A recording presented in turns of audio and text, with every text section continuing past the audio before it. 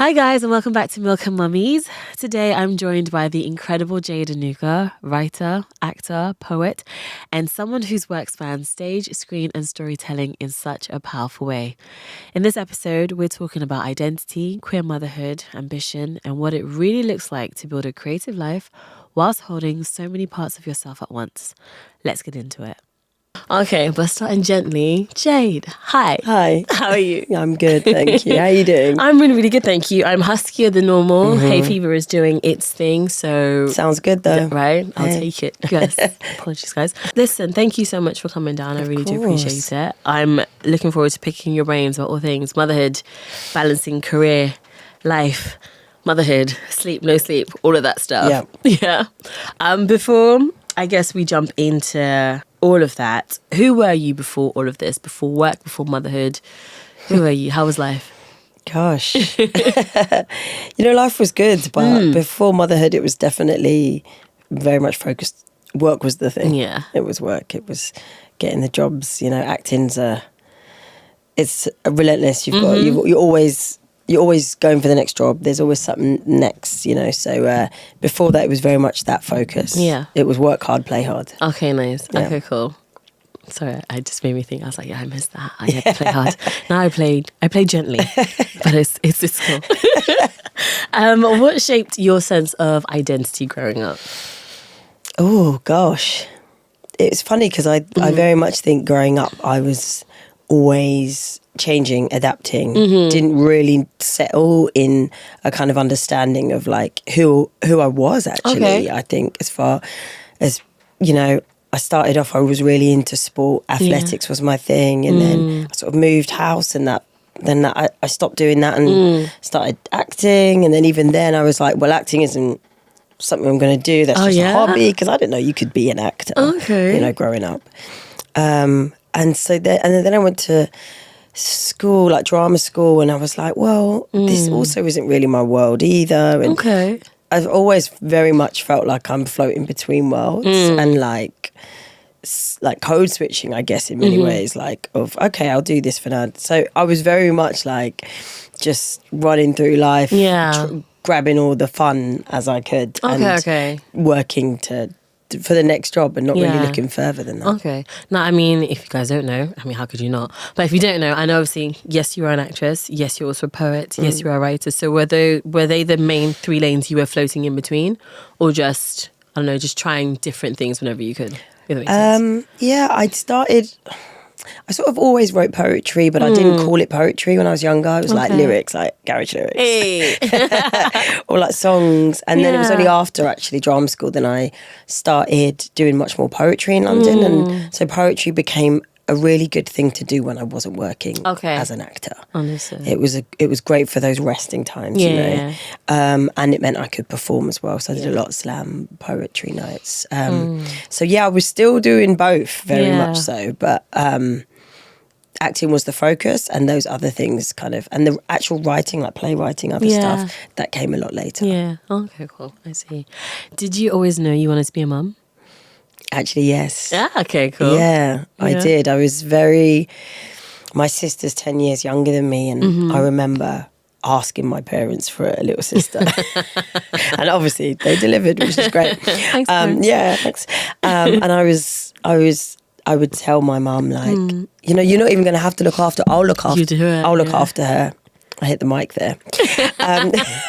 Flamboyant hands. I was saying, my mum, I'll look after her. You won't even have to worry about that. I'll change it nappy and I'd get my like dolls and stuff and I'll show her, like, look how well I can look up. Like, I was properly into that. I mean, also weirdly, when the reality came and my sister was born, I actually was still pretty good until I was trying to do my GCSEs and I had a toddler running around and I'm like, come on. I gotta concentrate. Yeah. So I did. Yeah, that's crazy, that description, because that is what Zena is doing currently. Oh, she's really? asking for a sibling and we're like, But she's literally like, she's showing how she would take care of baby, what boob the baby can have. Oh, wow. Like, we're not breastfeeding or anything like that, but she still has a very strong relationship with them. But she's like, they can have this one, I will do this is how I change them. And she's so just articulate about it and so just I don't know how, just so clear. She knows exactly what she's asking for and how it's going to be. The gender of the child changes from time to time, I guess, depending on her vibe. Yeah, sure. But it's like, yeah, she's putting her case forward. And I'm just like, I love that. This child, Hey. what? Like, babe, give me a minute, please. There's other stuff that happens as well. It's not just like pushing the baby in a pram, With this idea of motherhood, before you stepped into that realm, how did you see that working with work from the actor side of it, I guess? I wish I could say that I thought that far ahead. Okay. Very much didn't. Very much was like, yeah, I want kids. And also, yeah, I want to be an actor. Didn't think, how is that going to work? Very much just, I'll figure it out. Okay. That was the vibe. I thought if I think too much, then I don't know, then I might scare myself off one or the other. So I just didn't. No, I hear it. Yeah. Okay, cool. All right. So boom, it happens. I know. How you doing? Again, do you know, I do think that one thing that's helped me is actually just taking things as they come. Okay. And Smart. yeah, well, in some ways, yes.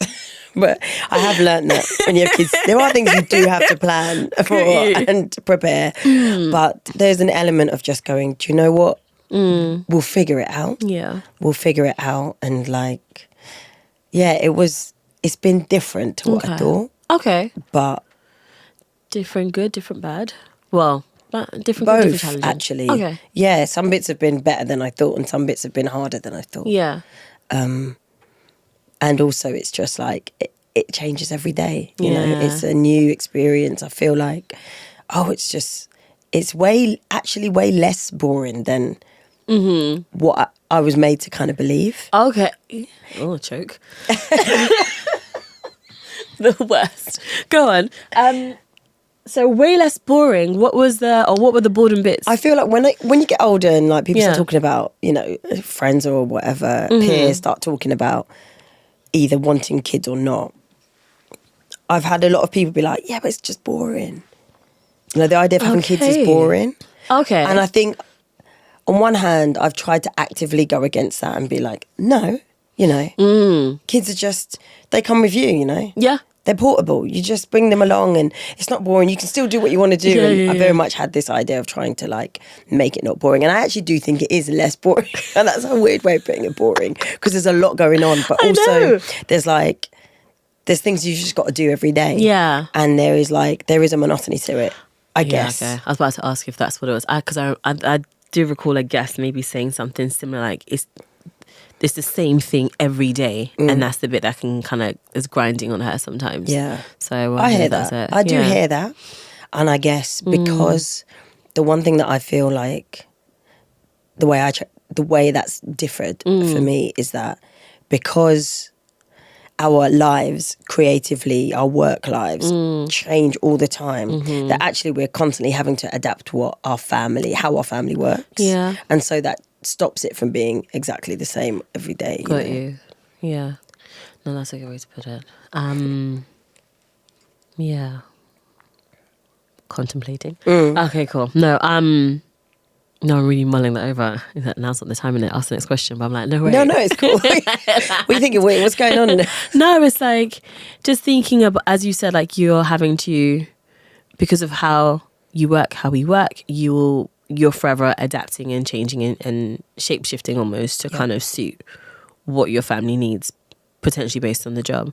And it's true. So it's almost like it's forever that jigsaw puzzle that you're kind of putting together. Yes. And I'm like, yeah, that kind of makes sense. So I feel like, and actually compared to, you know, when there was less responsibility, other people to be considering and all the choices, that I feel like actually that was in some way, because it felt for me much easier, actually that was where it could get boring for me. Whereas now I'm like, it's actually there's quite a lot to do. Yeah. Especially because you're constantly having to adapt, having to change. The jigsaw puzzle ideas make sense to me. Like, you're always having to do that. So I'm like, there's so much to do. Yeah. No, I hear that. What was pregnancy like for you? Was it what you thought it was going to be?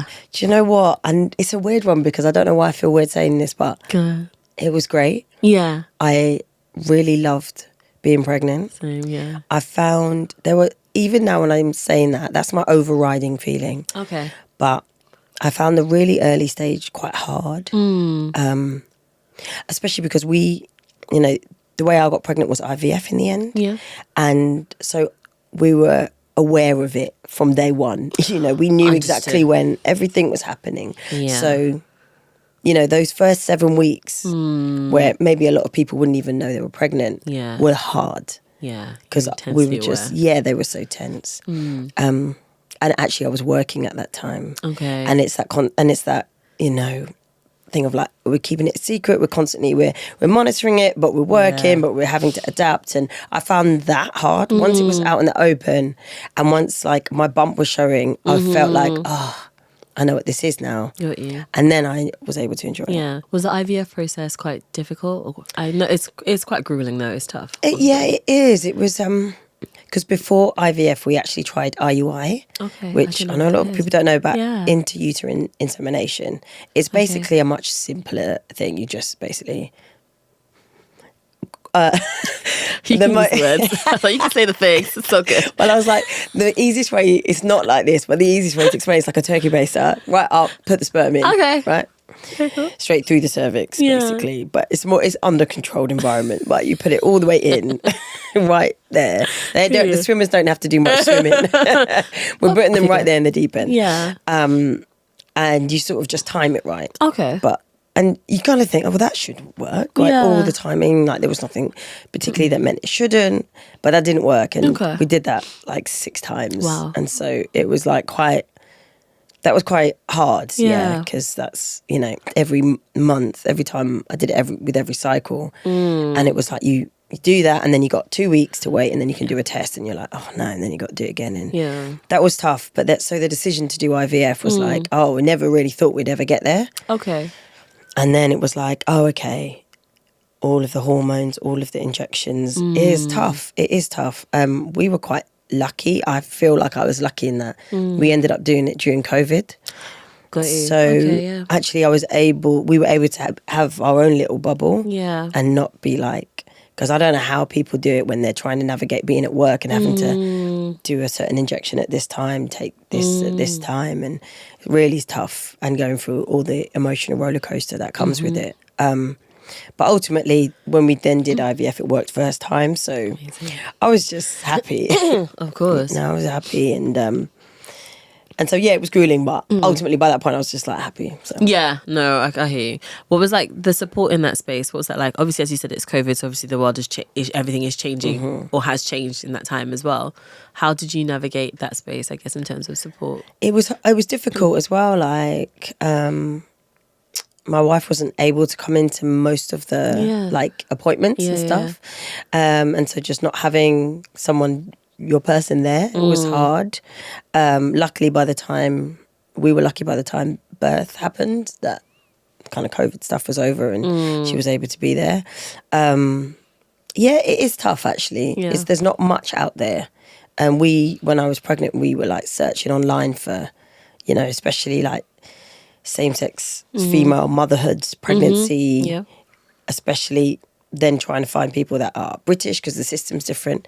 Then somebody who's black in that space, and it's just very, very scarce in terms of like having those stories, having those relatable people to talk to. Yeah, is that different now in terms of like I guess because some time has passed. I guess have you noticed a change in that space at all in terms of maybe representation might not be the right word to use, but in terms of being able to have access to that other black mums in that space who are queer, who have kids, have gone on that journey?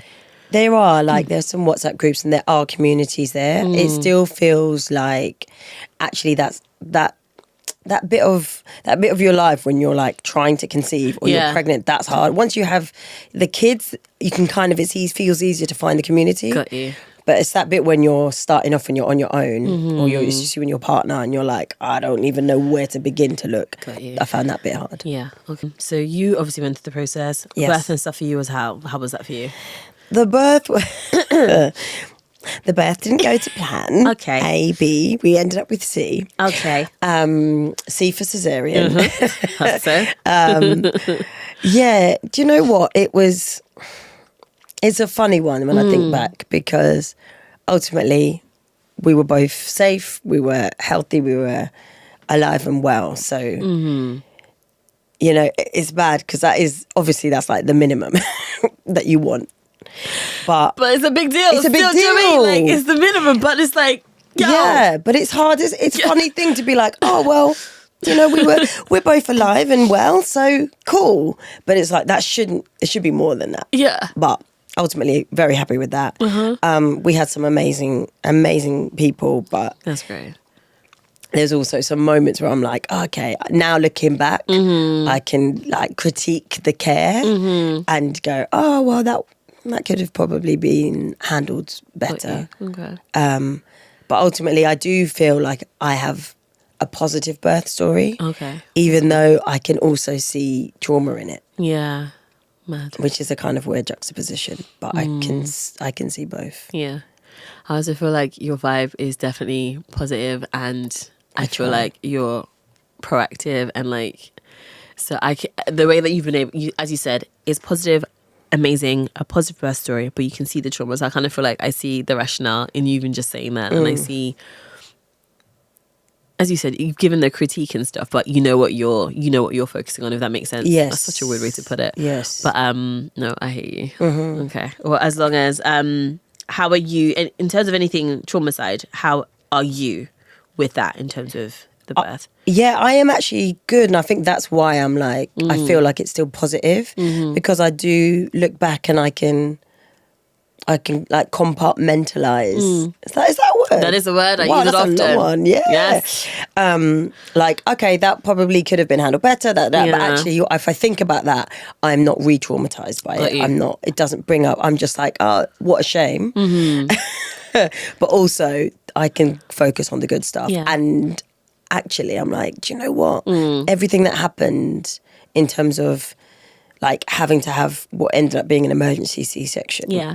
Was required for the safety of the baby, the safety of me, and so I'm like, ultimately, yeah, what needed to happen happened. Okay. So I'm cool with it. Yeah. Okay. Yeah. And then from like a slightly geeky side for me, your partner also carried. What was that like watching it? Because you know what she's going through. And I think, do you know what? Going back to the positive spin, I feel like I had to, because otherwise she was never going to spin. Now the truth's coming out. But like, I also feel like there's maybe an element of me that was like, if I dwell on the bad stuff, she ain't never going to do this. Do you know what I mean? And I wasn't planning on doing this the second time. Could you? So, like, let's just focus on what's good. So when it came around to her, it's okay, see, it'll be fine. But it was very surreal. And it's a very rare experience, you know, because even... you know, queer families that I know, like the same person has carried both times. Got you. So actually, it is quite a rare experience and kind of amazing. I feel very privileged to have been there, been able to be, you know, her birth partner as well as having gone through it and have seen it from both sides. Yeah, it feels very special. That's cool. Is there anything that happened that she was like, why didn't you tell me about this? Actually, no. Okay, good. Yeah, you know, women, we talked it all out. Everything. Perfect. Oh, Okay, yeah, good. I'm surprised she still went through with it. The amount I told her. Okay, cool. So no, I Very think cool. I think we were all good from That's that. nice. Very cool. What did your pregnancy experience, what did it teach you about your body and your identity? Gosh. It is amazing, like being pregnant, you do kind of feel very powerful, and I think that's partly why I enjoyed my pregnancy. I felt very much like, for me it was like, this is something I can do. This feels like this is what my body is capable of. This is what I'm capable of. Like it is like, I know people like to, you know, people talk about, it's a miracle, but so many women do it. But it is. Yeah. When you actually, you know, look under the microscope and go, and you're like, wow, like, and especially because I learned so much about the female anatomy, especially by doing IUI and IVF. You learn so much more. And I'm like, how come this isn't taught in schools? Listen, how come I didn't know so much about my own body? Like, my question it's wild. Daily. Crazy. crazy. And like, it's one of the reasons why this podcast was created. It was like, I can't believe I'm doing that much research on whilst being pregnant, on the journey to pregnancy. Then afterwards, still asking questions, still going to friends and like some family about questions that I had, but so much is forgotten or so much isn't quite accurate. But it's like there's no sort of like space to go to clearly get everything. So speaking to other women, whether it's family members or friends that was so vital in understanding or trying to navigate motherhood and parts of birth, but still understanding it's such a unique experience to a person. Yeah. Nobody can tell you what it's like. It's just you. It's you and that baby in that space, in that room. Yeah. So it's like, it's crazy how we don't know so much. We're taught so much about how not to get pregnant, how not to have sex, how not to get STIs. Great, but for something as vital as this, and like we're building humans, guys. Give us a clue. Like, I mean, it's crazy. It is. You just not taught. It is exactly that. So yeah, that was big. Learning about my body. It felt great to know more. Yeah. It felt amazing, actually. Did you have a period of telling people everything? Like, I don't know what I did, but I was quite. She's like, maybe. I felt quite. If people really wanted to know, I would tell them. Got you. But I was very aware because before I was one of, in my kind of friendship group, I was one of the first to have a kid, so to get pregnant. So I had a lot of stories told to me and a lot of stuff. Got you, yeah. And I was like, okay, thank you. I don't need all of that, actually, I found. And there were things that I would ask. And I was like, actually, when somebody asks me something, I will answer what they ask me. But I don't need to give them everything. Yeah. Because that can also not be helpful. Yeah. You know, if you're getting too much, you know, there was a big push, rightly so, with like telling the reality of birth and like that being quite a big thing. And then actually that can be quite overwhelming. But then you swing the other way in positive birth stories and people saying about all the how amazing it was. So I'm like, well, that's also can be not helpful if you only hear that. So I was like, you know what do you want to know? And I will tell you. But I'm not giving you extra because I just feel like there's a lot of information you're getting at this time. So yeah. No, I hear you. I tried. I was about to ask you if you were getting more positive stories or negative, but as you said, either one can be overwhelming if it's in excess. So exactly. Like, it wasn't matter, but yeah, I hear you. So I think, what did I even do? I think I was very clear on like, if I ask you, that's cool. Yeah. I don't think it mattered. I think people who wanted to tell had all the things to say. I think I heard more negative stories than positive. But again, I'm very thankful that I'm wired the way that I am, where it's like, if it doesn't serve me, I don't need to know. That's fine. And I made sure if anyone asked me anything, I wasn't sugarcoating anything, but I was honest, I was truthful. But it's also a reminder that it's all tough. Yes, it is, but you can do this. And it was amazing to hear how many people weren't really hearing that from others. And I was one of the first or the few to say something positive about the fact that you can do this, which was wild. Yes. And I was also trying to do that when people would ask, even if I told them something that happened that wasn't kind of my plan. Yeah. But to actually try and be like, but that's not... Like, that doesn't need to be seen as a failure or a negative. Like, to actually do the positive spin actually can help people, because if they go in there and go, oh, okay, that didn't happen, but do you know what that does? That's still cool. This can still be a good experience. Yeah. So. How has motherhood shaped you, like, beyond just being a parent? Because these babies, they do teach us stuff, damn it. They do. They do. They test your patience. Yes. No, do you know what? They've taught me so much. They taught me to just remember what's actually important. I think in this industry as well, like, we are telling stories which are brilliant and we need them. But the other side of the industry, is the business, is that side of it. And you can easily get wrapped up in it or swept away by it or affected by it negatively. And actually, like, you know, just hanging out with a 4-year-old for a day and you realise what really matters, what's really interesting. And actually I've reconnected with my quote unquote inner child. Not that I ever felt they left, but even just like the beauty in something so small. Yeah. Like stopping and going, what is that? There's a bug there. Oh my goodness, there's a ladybug. Like, and actually the small stuff, like going back and like seeing the beauty in the small stuff is great. And the things that make them laugh, the kind of simplicity of that. Yeah. Being more open to that and less kind of weighed down by the bigger, we've got so much information now, the news. We know what's happening all over the world at any one time, and that's a lot of information. And a lot of time that news is really tough to hear. And sometimes it really does just help to go, okay, in this moment, like, let's just be really present in this moment. And with a kid, that's how they live. Yeah. And so I just find that so helpful. Yeah. So they've taught me so much about being that. No, amazing. Has your relationship with ambition, has that changed since becoming a mum? Has it changed? I feel like saying no, but I also feel like that that might be a lie. I feel like I'd like to think it isn't. It hasn't in many ways. Okay. Because I very much try to be this is what I'm doing and you're coming with me, kind of like, and I'm not going to stop it. But I actually think it's better now because I actually am more focused in terms of like the work I do, and actually the ambition is the bigger picture now.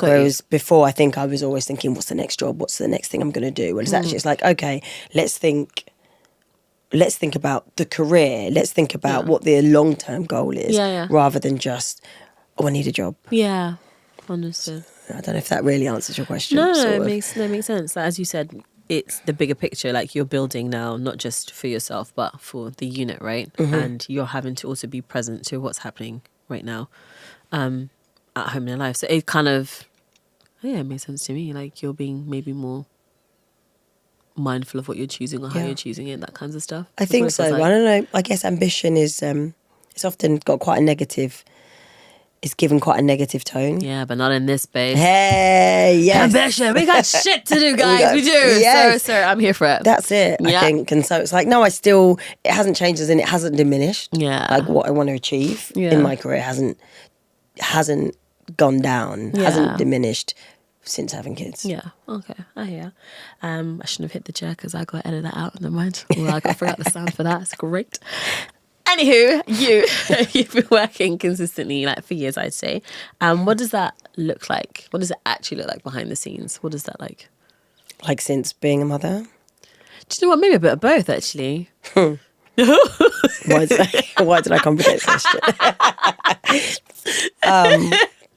Behind the scenes, well, no, it is different. Yeah, because literally before, I mean, it's really great of you to say, and I do, and I feel very fortunate to have worked as much as I have.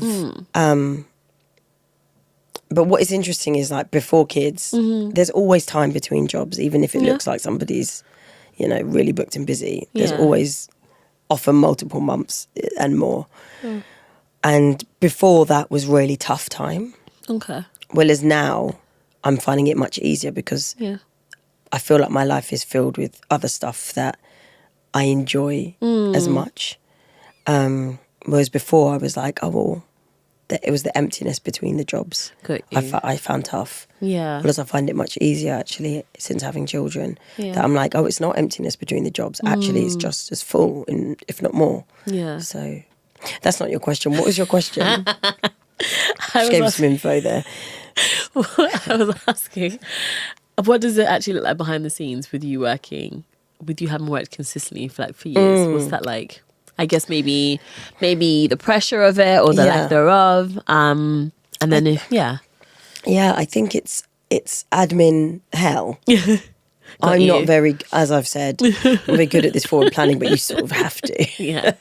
And it changes, right? Yeah. When they're really little and they're not at school or preschool or anything. Yeah. They're very portable, and I'm like, cool, and I did, and I brought them along with me, and I say them, this is basically when it was just my daughter. She came to the theatre, she had a dressing room on her own, of her own. She's been with me. Yeah. And also when I filmed abroad, we've been able to go as a unit, which is helpful because my partner's also freelance creative. So we were able to all move. But it is a lot of juggling and a lot of organising and planning and, work in order to be able to have the kind of career and life outside of just being a mum, which is something that for me, I've always wanted my identity journey as a mother to be intertwined with my life as a person, as an actor, as all of this, rather than it take over. I've always wanted to be a mother, but I've always somehow wanted that to coexist. Yeah. So yeah, it's tough. It's admin. It's a lot of admin, which is the hard thing. But if you do that admin, you get to reap the rewards. Yeah. So yeah, tough. But also, my daughter is starting actual school in September. Okay. And I am dreading it. Why? Well, because then you're beholden to like these government weeks, which is, can I just say? Yeah, go for it. Bullshit. Yeah. I just think, particularly primary school. Yeah. I'm like, life experience is what you need. Being with your family, like seeing your parents do what they love. That's so important. Yeah. They don't need to. And also like, if you have to teach them how to count all the time, I can do that as well. Like we're talking little kids. Yeah. But I'm really, that's the next step for me. And I'm not sure how to deal with it. Because I've been able before to just be like, okay, you're stopping nursery, we're going to, because I got to film here. So that's going to be new. But that's my head as well. We're not there yet. I think we have, sorry, I also need to do the research for this bit because I feel like I don't know this bit yet, right? But it's definitely, it's soon. It's gonna be next year, but I know I've got to start prepping like from now and like looking at schools or looking at whatever. Yeah. And like, although my experience with academia and school was fine, I enjoyed that side of things, and I'm a bit of a bookworm and all that kinds of stuff. That was fine. My partner didn't really enjoy that on that side for him. He's also a creative.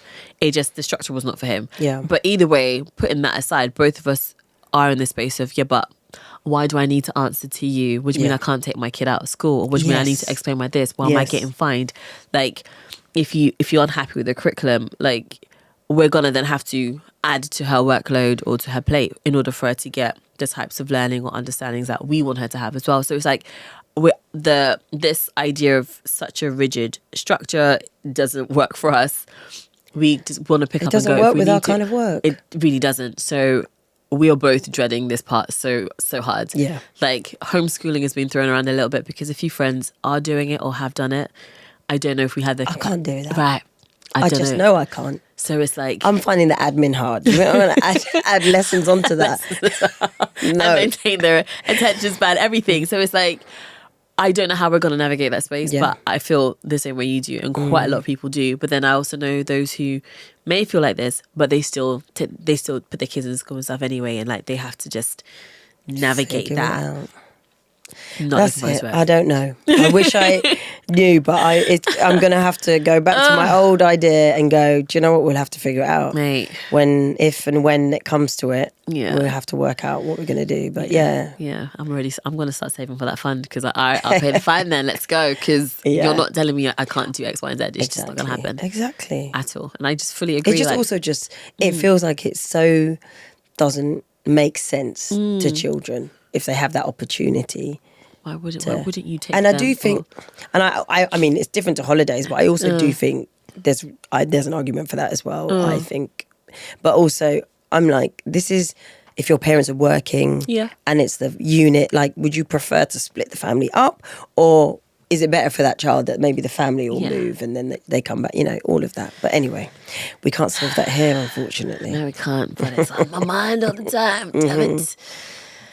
Moving on to work a little bit more.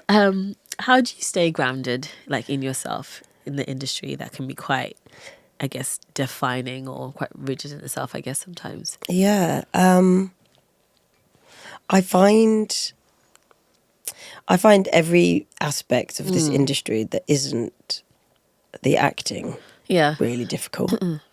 And really not it's not where I feel most comfortable. And it feels like it's a kind of necessary bit of it, but not something that I enjoy doing particularly. I love doing the work and I love seeing work. Yeah. But the other stuff that comes with it, I don't. And so I think it's helpful that I just don't enjoy it that much. That helps me stay grounded. I also just like children are a great way to stay grounded. You know, they do help. And you just, you can try and be all fancy, but at the end of the day, you got little kids to look after, and you got to change dirty nappies, and you've got to, you know, cook for, you know, all of this stuff that just brings it all the way, you know, they will crashing back humble down you to and let earth. you know things about yourself. Sometimes you're like, oh, okay. Yeah. So, Or I'll go out and okay, we go out to some fancy thing that we're invited to, and then at 6:30 the baby wakes up. Yeah. And you're like, oh yeah, that. I gotta do, bye. Yeah. Yeah. I hear you. So I feel like that's how I stay grounded. Yeah. I do think I was pretty much before, but like the kids is the real grounding. I think they're very grounding. Yeah, that's awesome. Yeah. I mentioned before that obviously you've been working in the industry. Yeah, you've been an actress. You've been doing your damn thing for a hot minute. Like, do you feel like, just even thinking about what you said where you don't enjoy certain aspects of it that much. I was about to ask you, do you feel like the industry is catching up to you in terms of like visibility now? Like, I know the types of projects that you're working on now or that I've witnessed. Like, are you feeling a shift in that space? Yes and no. Okay. Like, it's difficult, Okay. I think, because, you know, I came up through theatre mainly, and I do think there was a time when I was doing a lot of theatre and it felt like, okay, people know who I am and I'm able to get in those rooms and get really great roles on stage. Yeah. And then I made a conscious decision, to try and do more screen work. Was that scary to do, by the way? Terrifying. Because it meant for me, you know, turning down theatre work or not going for jobs, theatre jobs. And so the unknown is the scary. But it worked out well, but then I'm also like, theatre is my first love. Yeah. And so coming back, I'm like, okay, I feel like you get a sense like, oh, well, you're doing that now. Okay. And so we've moved on a bit here. And so there is a kind of like, oh, but don't you know, but I was doing that for time before. Yeah. And it's like, but it's also, like, I do think like lots of come into play. I think COVID, you know, it hit the theatre industry really hard. And I think off the back of that, we're seeing a lot more work needing somebody with a household name in order to bring in the audience, in order for people to even break even, because theatres are struggling so hard, and I totally get it. And that's, I mean, ultimately a lot of those big stars, they also started in theatre, so sure they should come back. But it means that if you're not able to have that kind of pull to bring bums on seats, then you might not be getting those opportunities for those really good roles. Yeah. I hear you. Taking it back a little bit, I guess. When did you, whether it's through acting or poetry, say, when did you feel like your voice started to really emerge? Like, I guess, I think probably when I did my play. Yeah. I'd been doing poetry for a bit, and then I sort of I ended up writing a play that was basically a long poem. I did it at Vault Festival first, and it very much, and then it sort of lived in my life and kind of had different iterations over the years. You know, we went to New York, we went to Edinburgh, and then Brixton most recently. And so that very much felt like me saying, okay, this is kind of who I am, this is what I'm about, and this is the kind of things I want to talk about. And so definitely I think that was the first time that I kind of really felt like I had a say in terms of like voice. Got you. It was writing my own stuff, and that's why I did, you know. Also in lockdown we did a short film for the BBC, and that again, it was like there's similarities, you know. I'd written that in verse, and it was about similarly me wanting to kind of highlight, show the kind of relationships that I wasn't seeing on screen in theatre. And so I was like, I feel like we need this, because it was what I never saw when I was coming into this industry, and what I was desperate for. And so I can't remember who told me this, and they were like, if you don't see it, write it. Yeah. So, yeah. When you did it. So there. Fast forward a few years this way. Obviously, you've worked on projects like Dune. I'm not gonna get overexcited because I'm overexcited. But anyway, His Dark Materials, things like that. Like stepping into those types of worlds, what did that unlock for you creatively? Unlock. Do you know, it was a very different way of working. His Dark Materials was incredible. It was the first time stepping into, like you say, the big sort of fantasy and something that existed before. You know, the books are very popular. Yeah. I loved it. Yeah. I really loved it. I had done up until that point a lot of Shakespeare. Yeah.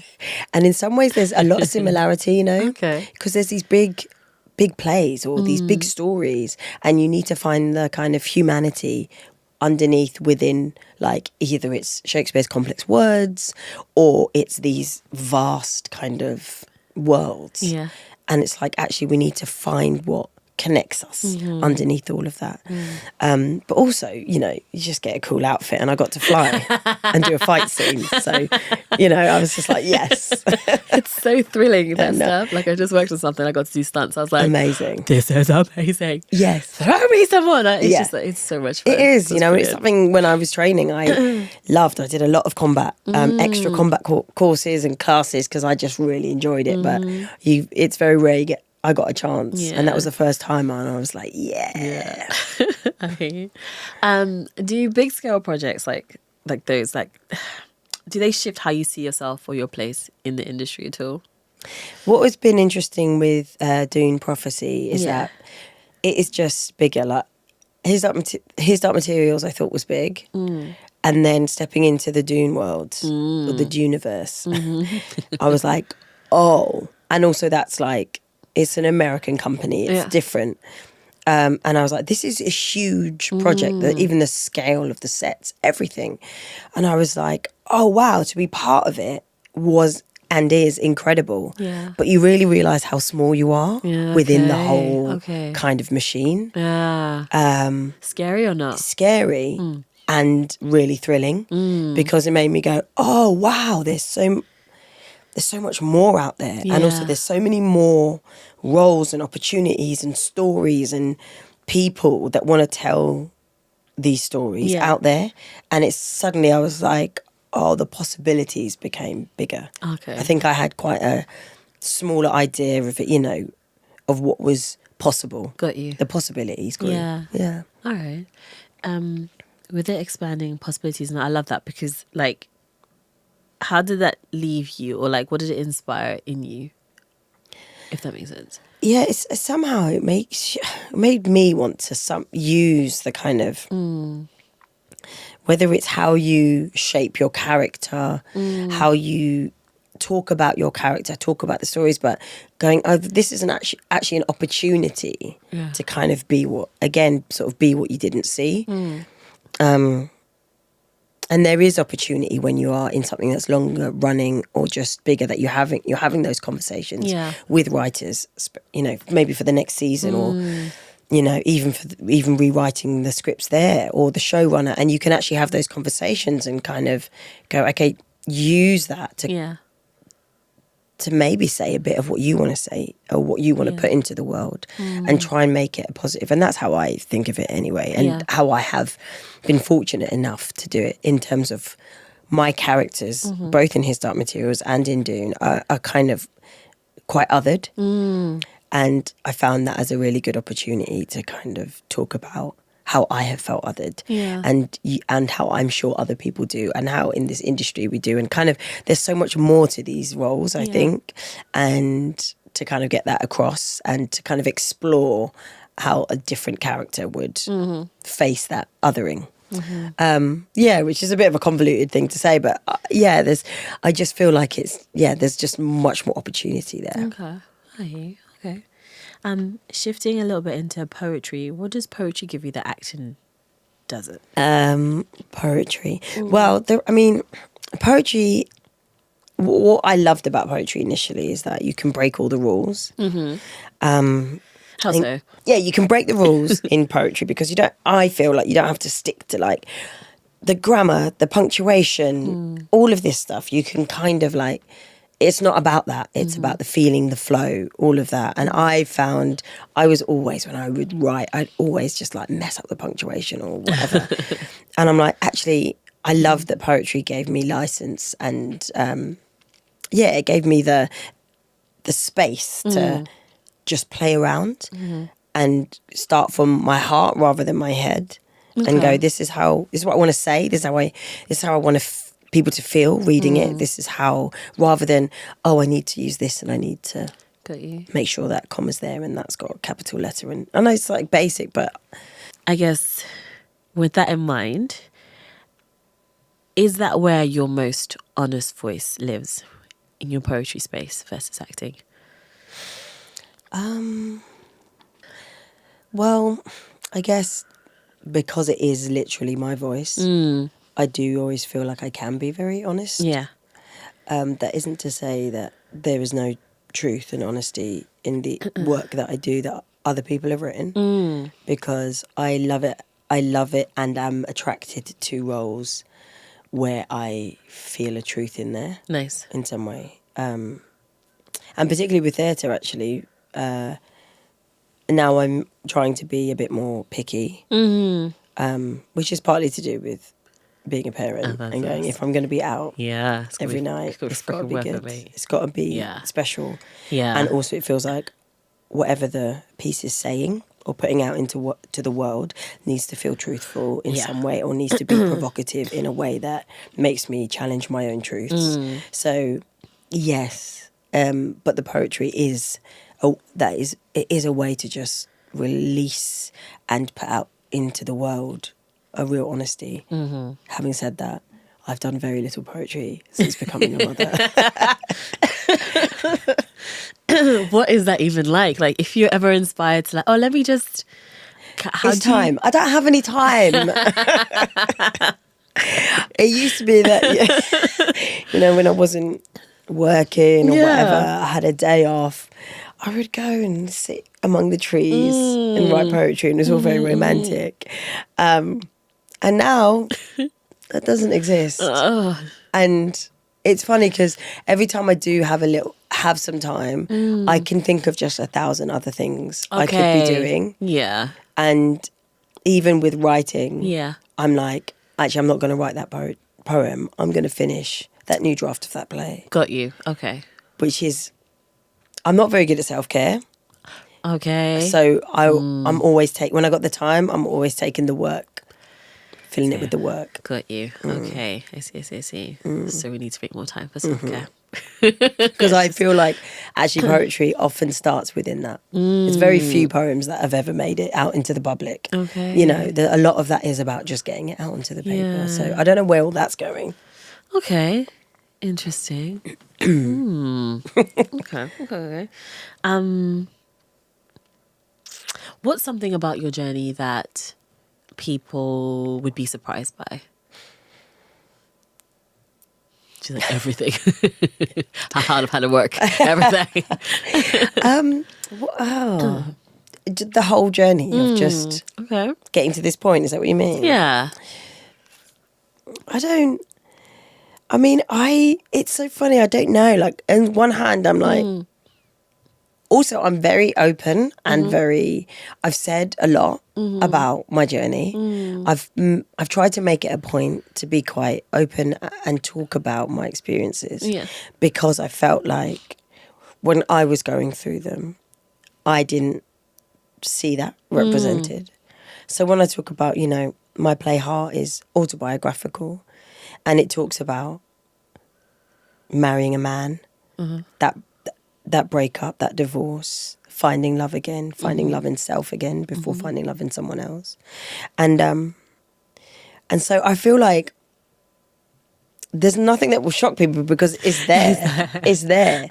It's not hidden. I'm trying to think what will shock. I honestly don't know. Because I feel, and it's weird because I look back and go, maybe I should have been one of those mysterious actors who doesn't put anything online and doesn't say anything about the journey. Yeah. But I was just like, for me, I was like, there's so few of us who get to do this, especially who look like me, especially who are then queer, especially then who are mothers. Yeah. And so I'm like, actually, if I can help one person feel like less alone or feel like they can do it too, then I'm just like, it doesn't bother me. Let's get it out there, because it would have helped me more. And the people that were there, the people that I could connect to, I feel like I owe so much to them. Okay.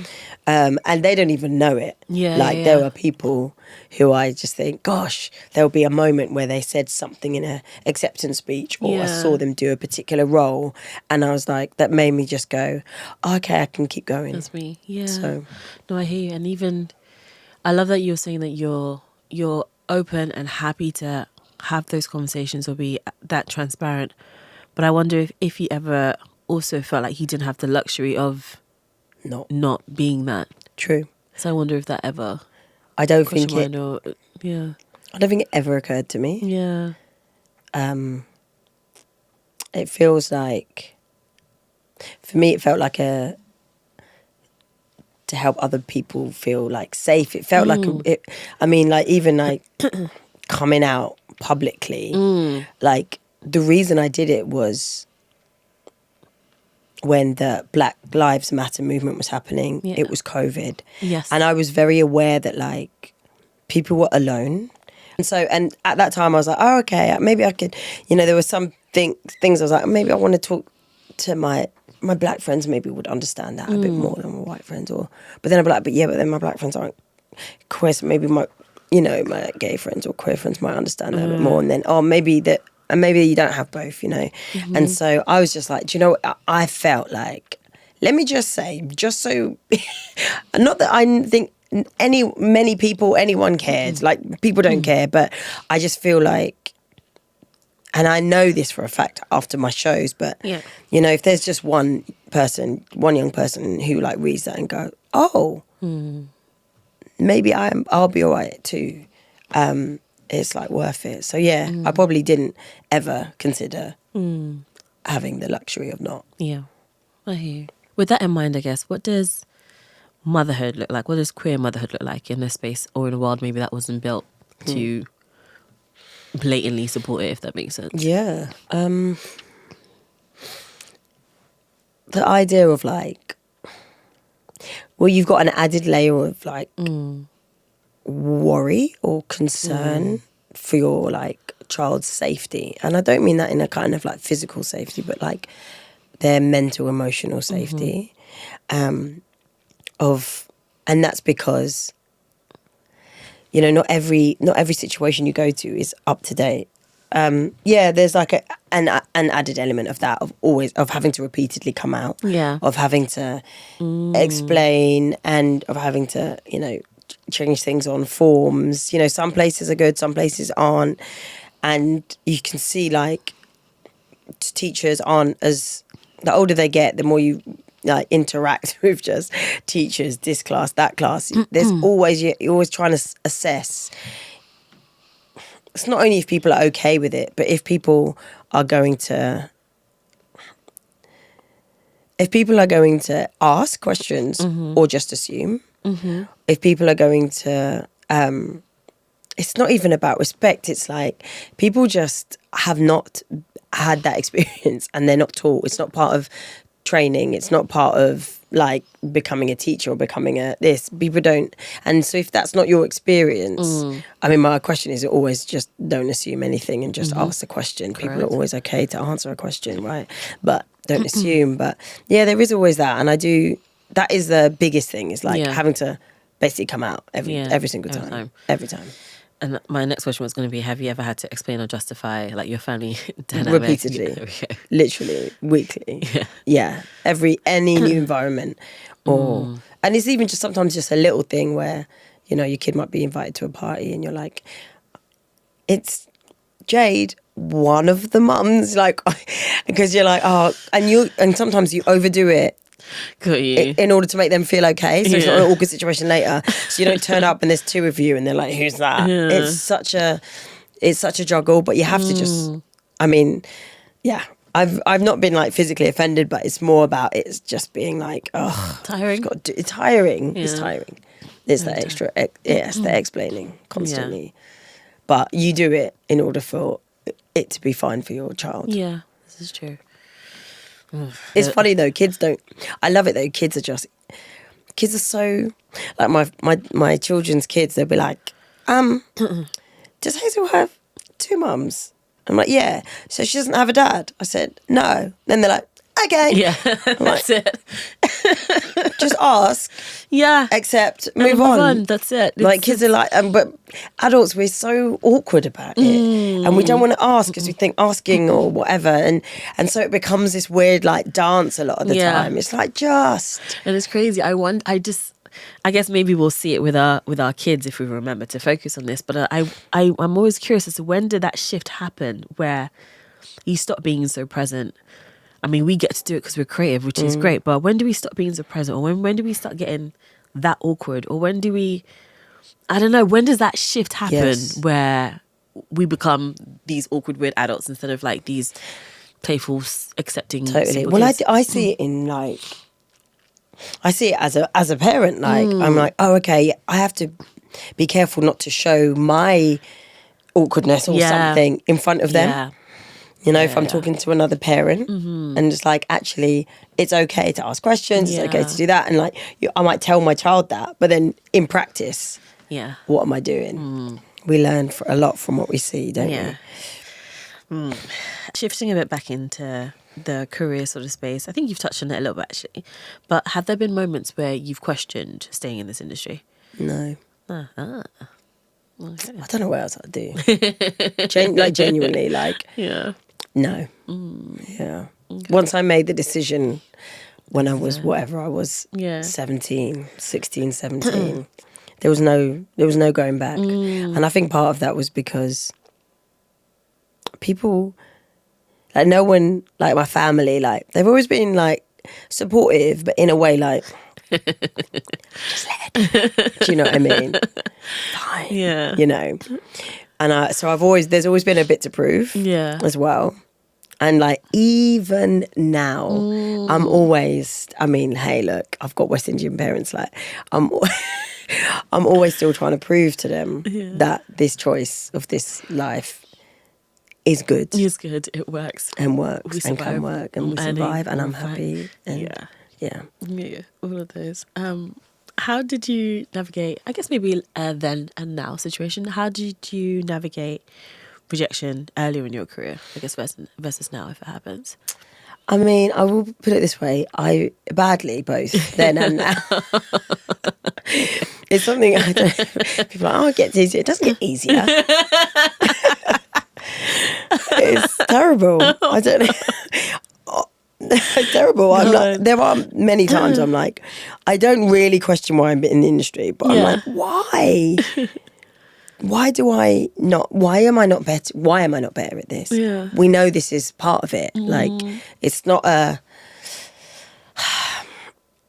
it's not about success or failure. It's not about how good you are. Like, it doesn't work in that way. It's not linear in that way. It's taste, it's this, it's that. It's so, and the more I realise, I guess in some ways there's things that I can tell myself now that I sort of didn't comprehend earlier on about, it isn't actually just because you weren't the best in that moment when you did that monologue or you did that scene. It's actually got nothing to do with if you're the best. It might have to do with what you look like. It might have to do with the other person they've cast. And if you're tall, like there are so many things that are completely out of your control as to why you did or didn't get that. And so actually it's still hard if you really want a job, right? Yeah. It's just hard not getting it. But I've tried to stop it having an effect on how I think about the work. Got you. And I go, well, I've put the work in. I did, if you can come out and you've done a good job, that's it. That's all you can do. Yeah. Everything else is out of your hands. So I agree.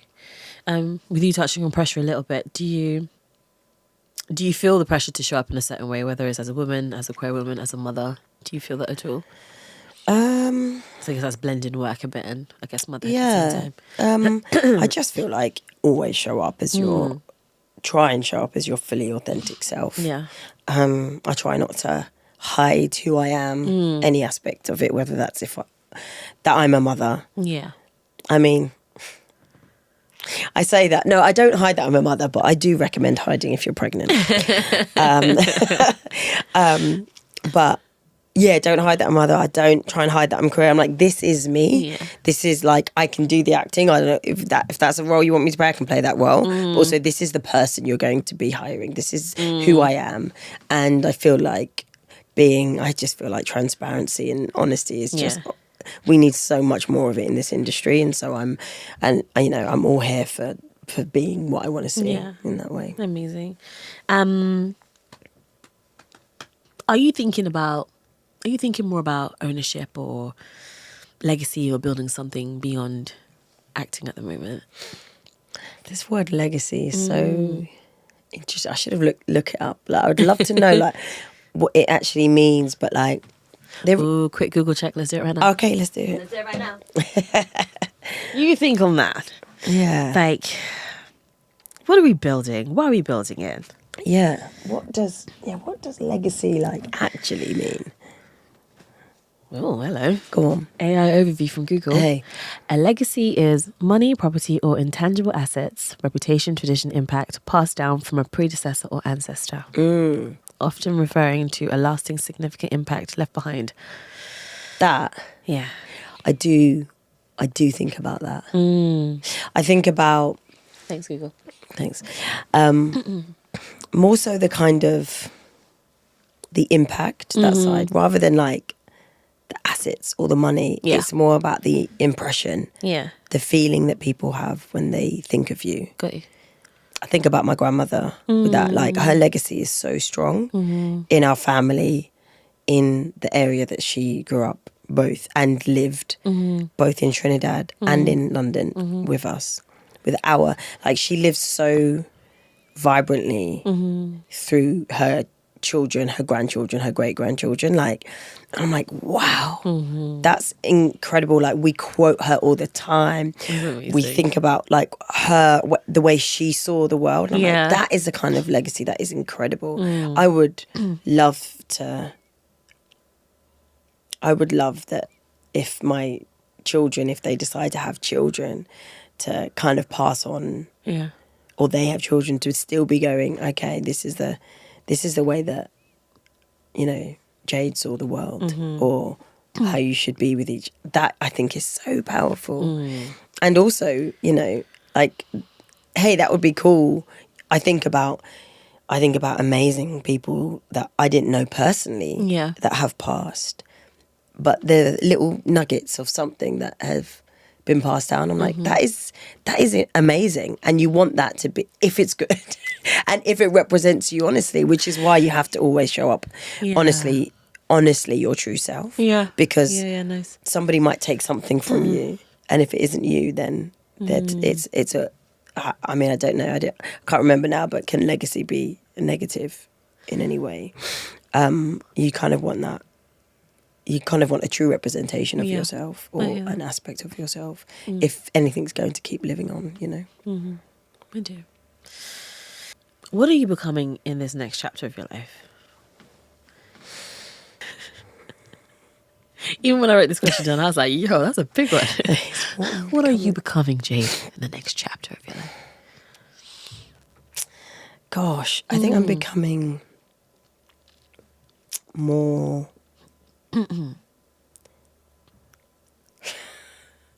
understanding. Okay. Nice. Understanding of,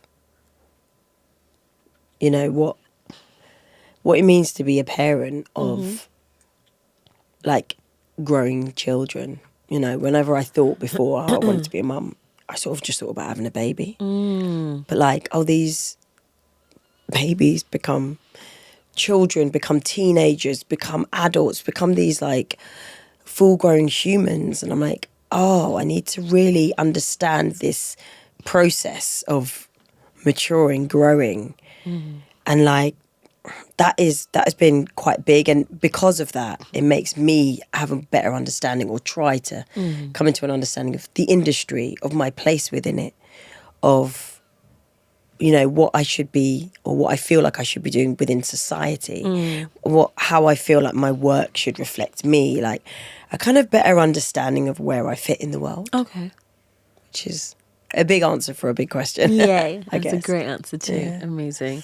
All right, well, before we wrap up, I want to do some quick fire questions for you. Okay. All right, I'm not going to actually have better questions for you. I could talk to you for ages, actually. So, I chat as well. So I just chat. all right, quick fire. A role that changed you. Mark Antony, actually Hotspur in Henry IV, Yeah. which I did before Mark Antony. Okay. That was amazing. Okay. I actually trained for it, learnt boxing, got like physically fit, and it was the first time I got to play a character on stage who was just like, he's a cocky little shit for want of the character. And I was taking up the space, owning it, believing in myself, and also at the same time me, Jade, feeling physically fit and very much in control of my body and what I could do, and in control of the words and the piece. And it felt very much like mind, body and soul came together in this amazing opportunity. Yeah. That's brilliant. Okay. A piece of writing that means everything to you. Not so quick, this quick fire. No, this is a very slow fire. I can't think of one piece of writing that means everything to me. Okay, I'm very much I'll take a little bit of that and a little bit of that. But when I think about, so interesting, writing, a bit of writing that means everything to me. It does, I'm going to say something, but it's not everything. Okay. But when I think about this line, Yeah. it's a line of Shakespeare. Okay. And I always come back to it because I just find it beautiful. And it is from Romeo and Juliet. And it says, my bounty is as boundless as the sea, my love is deep. The more I give to thee, the more I have, for both are infinite. Okay. And I love it because it's about it, and it really connects when I did become a mum as well, about this idea that we don't have this infinite amount of love, and actually the more love that you give out, actually the more you accumulate. And it's like, it's an infinite amount. So actually if you're like worried, oh, if I give too much love here, I won't have enough love. No, the more you give here, actually the more you've got to give somewhere else. So I love the sentiment. Yeah, that's beautiful. That really is. And no, that redirected your path. Oh, there have been some no's. I don't even know if I'm allowed to. I've had two no's that were, I was down to the last 2 or 3 for huge roles. Okay. And my whole life trajectory would have been different for either one of those. Big TV roles. Okay. Screen roles. I'm so glad, because the first one was very big, and if I had done that, I don't know. Well, I definitely wouldn't have the children I have now. Okay. I would have been not feasible at the time, so who knows what would have then happened. Instead, yeah.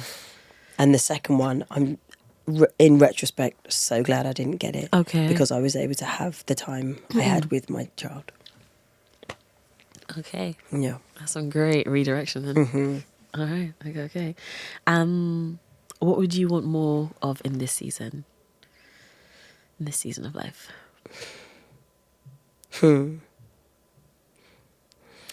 I do actually want, it's so bad. My mind is just saying work. I want more work. I want more great roles. But I also do want more time to enjoy.